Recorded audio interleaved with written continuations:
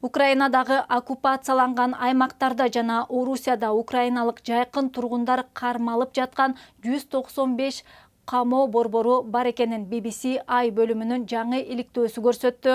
Прокурорлор жана аман калгандар бул жайларда кыйноо жана сексуалдык зомбулук кеңири жайылганын айтышууда. Акыркы 12 жыл ичинде Орусия басып алган аймактарда болжол менен 16 000 адам камакка алынган же дайынсыз жоголгон деп эсептелет. Белгилүү жайлардын бири изоляция, тагыраагы Орусия көзөмөлдөгөн Донецктеги түрмөгө айланган мурдагы заманбап арт-галерея.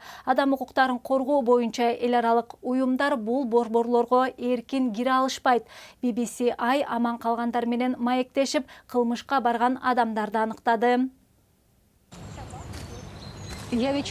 Мен бул досумду капастан таап алдым. Иттердин жашы менен санаганда, алда мен сыяктуу 62-де. Анын үйү жок. Мен үйүмдү дагы тартып алышкан. Людмила Гусейнова Орусия колдогон көзөмөл жайларында карапайым адамдар эмнеге туш болушу мүмкүн экенин ачык айтып берген көптөгөн украиналык туткундардын бири. Сөз зордуктоо, сексуалдык кулчулук, кыйноолор жөнүндө болуп жатат. Бул кокусунан жасалган зордук зомбулук эмес, бул кылдаат уюштурулган саясат. Ал орусиячыл күчтөр башкарган түрмөдө кармалып турганда сексуалдык зомбулукка кабылганын айтат. Кимдир бирөө мени чымчып, өзүнө буруп, бул албетте шабдал эмес, кургатылган өрүктө эмес, бул мейиз, деди. Алар менин денемди ушинтип сыпатташкан.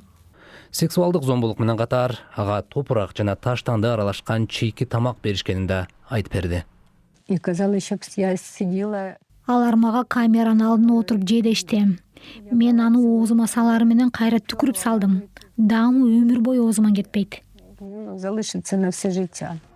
Орусия колдогон бийлик аны тынччылыкка айыптаган. Ал балдар үйүнө жардам берип, Украина аскерлерине тамак аш жеткирип турганын айтат. Ага көрсөтүлгөн зомбулукка ким жооптуу экенин аныктоо үчүн BBC ачык булактар менен иштеген иликтөөчү Богдан Касахатько менен кызматташты.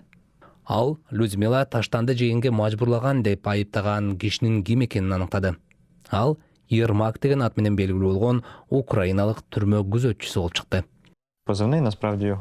Ермак бул каймана ат. Анын фамилиясы Эриомичев. Бул анын үй бүлөсүнүн сүрөтү. Бул анын мурдагы сүрөтү.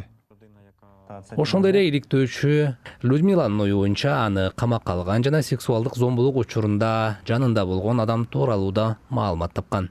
Анын аты Темербек.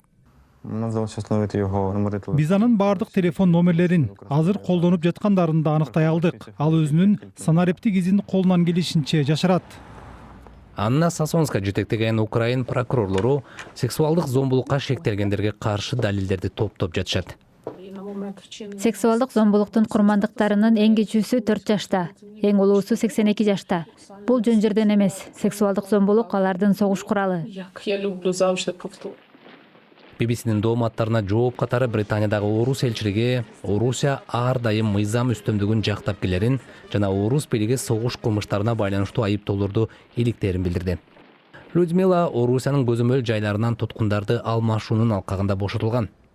Ал нацисттик согуш кылмышкерлери сот жоона тартылган Нюрнберг шаарына да чакырып алган. Людмила ага зомбулук көрсөткөндөр жоопко тартылат деп үмүттөнөт.